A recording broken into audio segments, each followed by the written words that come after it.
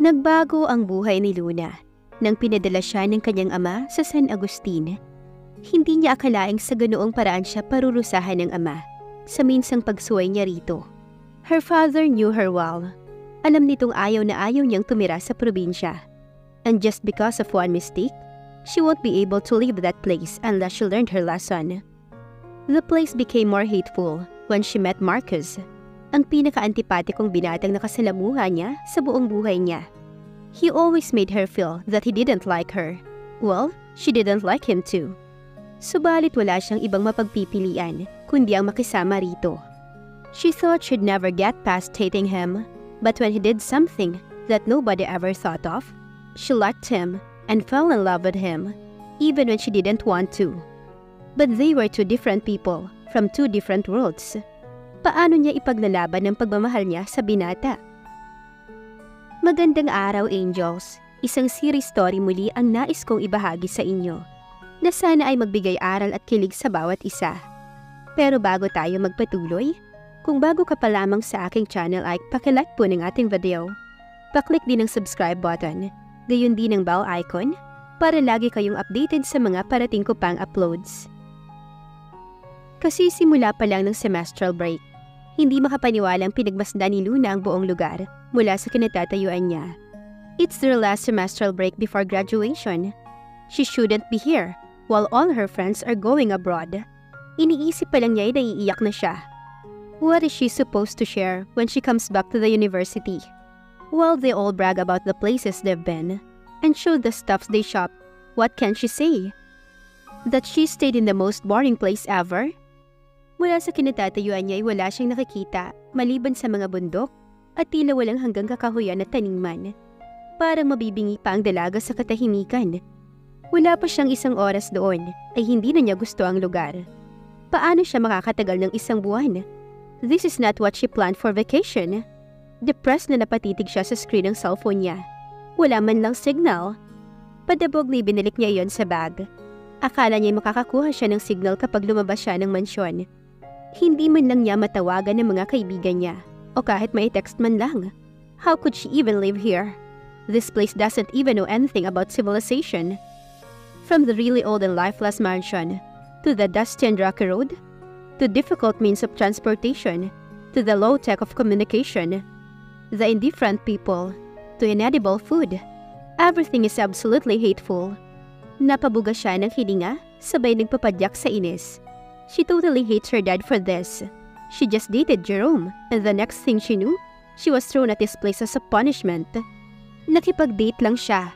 Anong masama sa pakikipag-date? Samantala ang mga kaibigan niya ay may mga boyfriends na. Besides, she's 21. It's pretty normal. Oo, at pinagbawalan siya nito makipag-boyfriend hanggat nag-aaral pa siya. At hindi niya ito sinuway. It was just a date. Subalit nang malaman ng daddy niya na nakipag-date siya kay Jerome, ay basta na lamang ito nagdesisyon na sa probinsya siya magbabakasyon nang hindi man lang pinapakinggan ng paliwanag niya. Her dad just sent her to this place just because she dated. This is totally unacceptable. But what else can she expect? Her dad barely noticed her existence. Pinag-uukulan lang siya nito ng pansin kapag may nagawa siyang kamalian. Simula pagkabata ay malayo na ang loob ng ama sa kanya.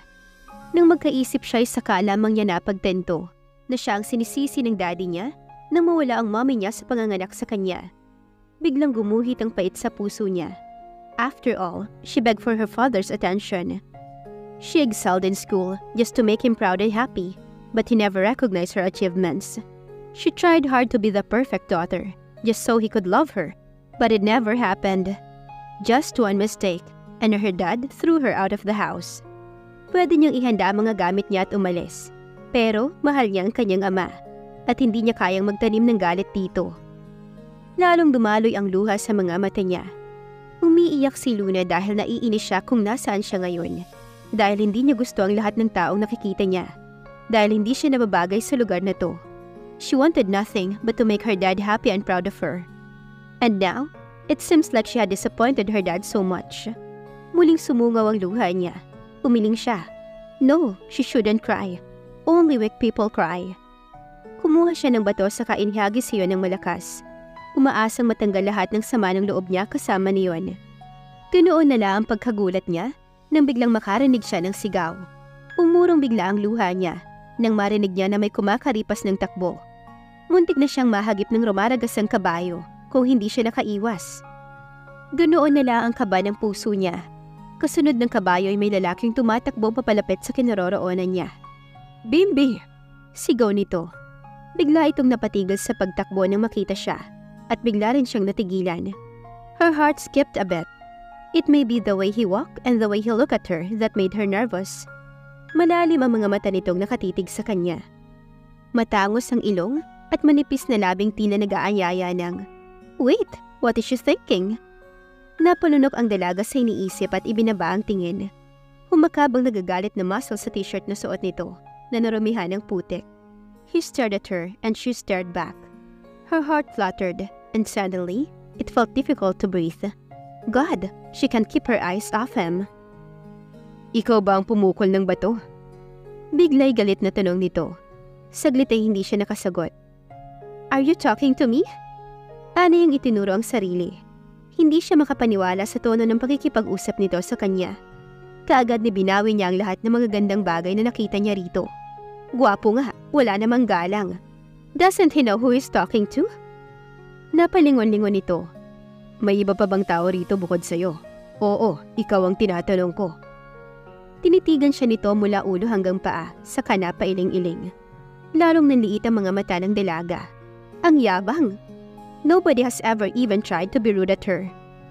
"Well, ask somebody else. I have no time for rude people like you."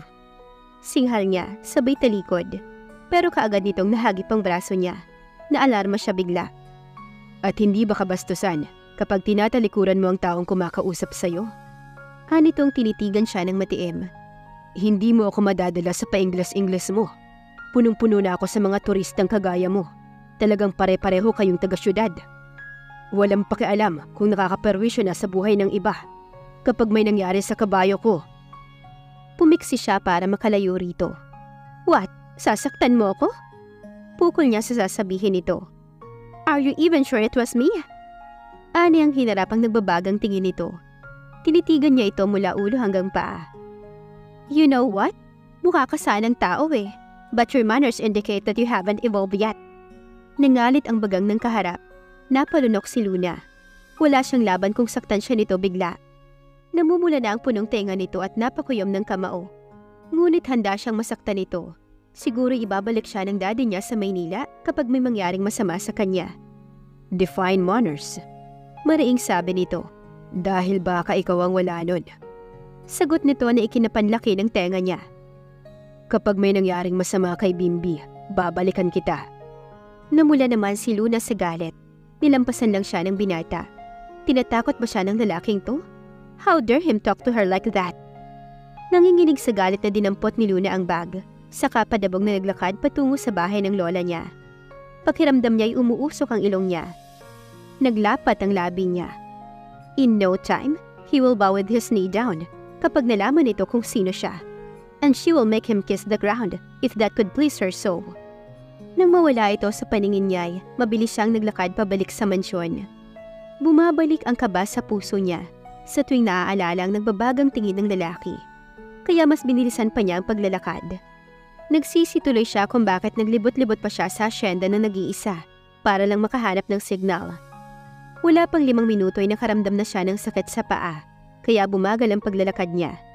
Ngayon lang niya napansing malayo pa lang nilakad niya. Nakaramdam siya ng awa sa sarili. Ngayon lang niya naranasan ng ganito buong buhay niya. Ba't naman kasi ang daming bato? Himutok niya sa sarili. Her dad doesn't even care if she suffered. Mabuti na lang sinamahan siya ni Tita Marisa, na nakababatang kapatid ng daddy niya. Simula pagkabata ay ito na ang nag-alaga sa kanya dahil palaging wala ang daddy niya. Nag-init ang sulok ng mga mata niya nang maisip kung paano siya nagawang tiisin ng daddy niya. Iiyak na sana siya nang may marinig siya na kaluskos. Pakiramdam niya ay may sumusunod sa kanya.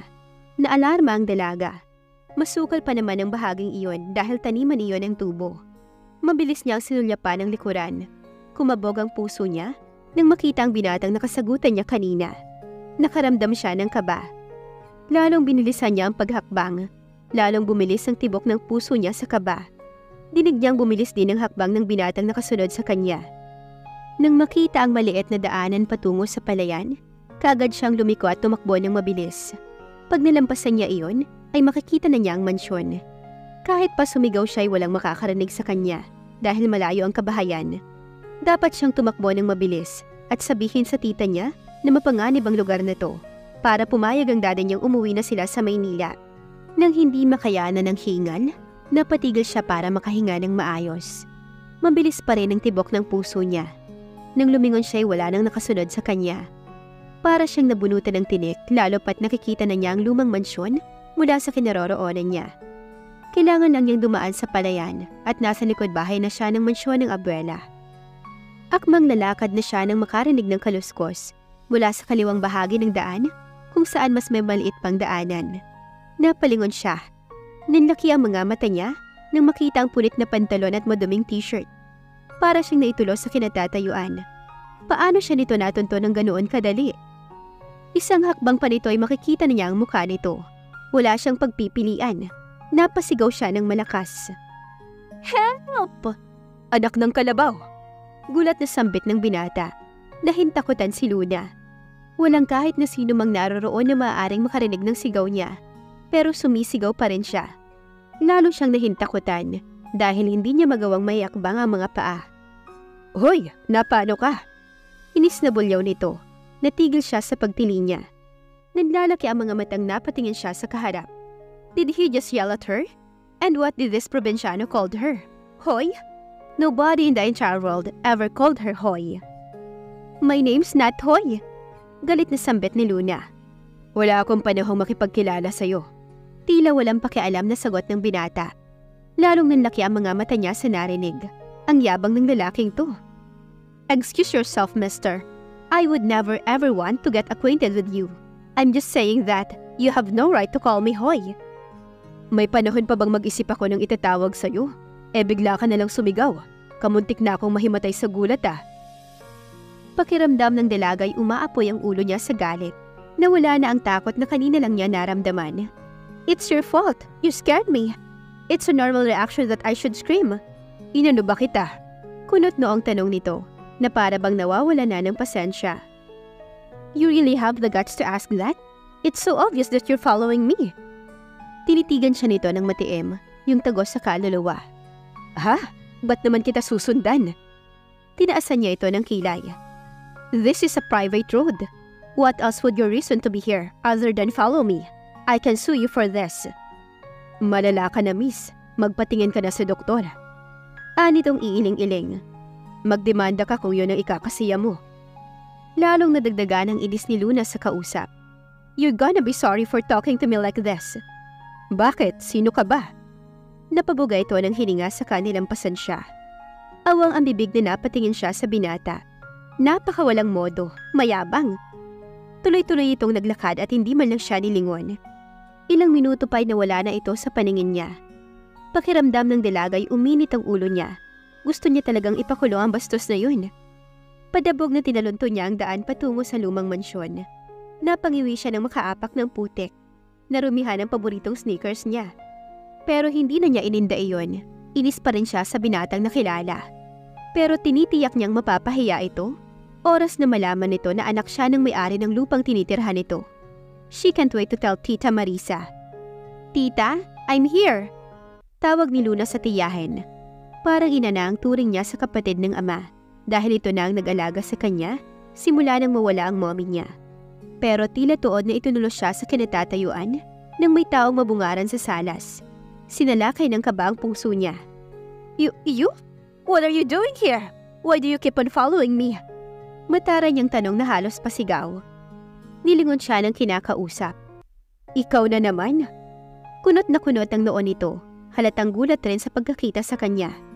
Get out of here! Sigaw niya. Ngunit tila walang naririnig ang kaharap at nanatiling kunot ang noong nakatitig sa kanya. Can't you hear me? I said get out of here! Lalong kumunot ang noon nito at tinignan siya na parang nahihibang. Pinapaalis mo ko sa pamamahay ko? Uminit agad ang ulo niya sa narinig. So he lives here and he didn't know her? If you happen to pretend not to know, I'm Luna Cruz Vasquez. Ani ang diniina ng apelyido. Saglit na nagbago ang ekspresyon ng mukha nito at dismayadong napailing. Pagkuway inilahad nito ang palad. Marcos Ruiz Policarpio. Ganoon na lang pumumula ng buong mukha niya sa galit. I don't care! Singhal niya. Sinunaw. Ito marahil ang caretaker ng mansyon nila. If not, why on earth would be here as if he owns the whole hacienda? Humahangos na pumanaog ng hagdan ang tita niya. What's happening here? Takang tanong nito. Young lady, it's not proper to shout. She pouted her lips. Hindi niya napigilang umirap. This guy is making me shout, tita. Sumbong ni Luna sabay turo sa kaharap. Napakayabang niya at tinakot pa niya akong sasaktan. I don't want to see him inside this house. Nanggigigil na sabi pa ng dalaga. Iha! You can find another caretaker. Give him a space so he could go home. That's Marcos, iha. Anang tita niya. May warning sa boses nito.